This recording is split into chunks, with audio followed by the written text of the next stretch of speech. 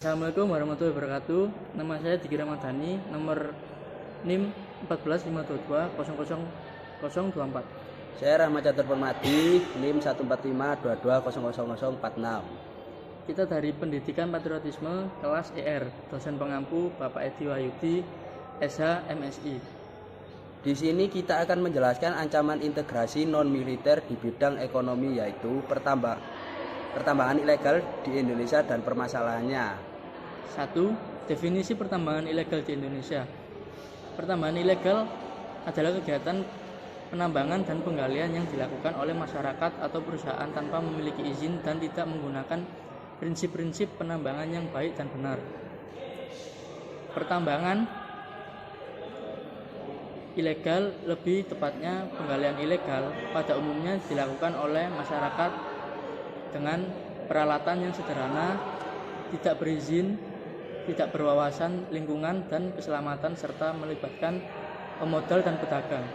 Pada kasus tertentu terdapat juga pertambangan ilegal yang dilakukan oleh perusahaan. Pertambangan rakyat adalah kegiatan penambangan berizin atau legal yang dilakukan oleh masyarakat dengan peralatan sederhana dan dilakukan dalam sebuah wilayah pertambangan rakyat. Itulah bunyi UU nomor 4 tahun 2009. 2. Faktor pendorong pertambangan ilegal. Maraknya kegiatan pertambangan tanpa izin di sejumlah daerah di Indonesia ditenggarai akibat adanya pembiaran serta minimnya pengawasan dari pihak berwenang. Aktivitas tambang ilegal ini kian meningkat dipicu harga komoditas mineral dan batu bara yang terus menguat dalam setahun akhir. Dalam Kementerian Energi dan Sumber Daya Alam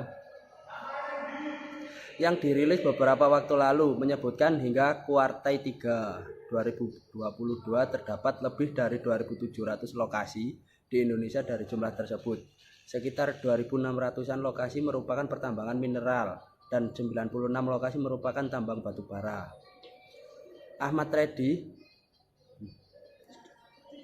Secara normatif, pasal 158 UU nomor 3 tahun 2020 tentang pertambangan mineral dan batu bara telah mengatur bahwa PETI merupakan kejahatan sehingga pelakunya dikenai pertanggungjawaban pidana. Penegakan hukum pidana baik penal maupun non penal dapat dilakukan dalam pencegahan dan penindakan PETI. 3.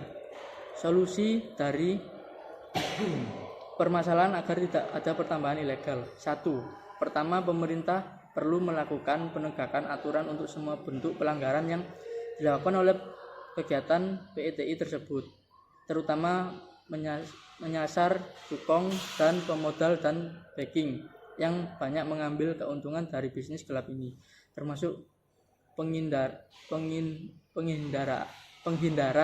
terhadap pajak dan retribusi lainnya. Kedua, perlu dibentuk satuan tugas khusus untuk pemberantasan PETI yang bertanggung jawab langsung ke Presiden atau Wakil Presiden. Ketiga, perlu dibentuk Direktorat Khusus Penegakan Hukum di Kementerian ESDM yang menangani pelanggan energi dan minerba. Keempat, bantuan teknik kepada pertambangan rakyat. Keempat, bantuan teknik kepada pertambangan rakyat skala kecil, misalnya untuk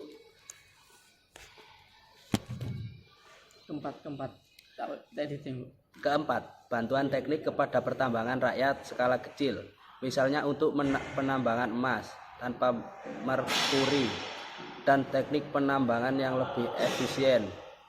Ketujuh,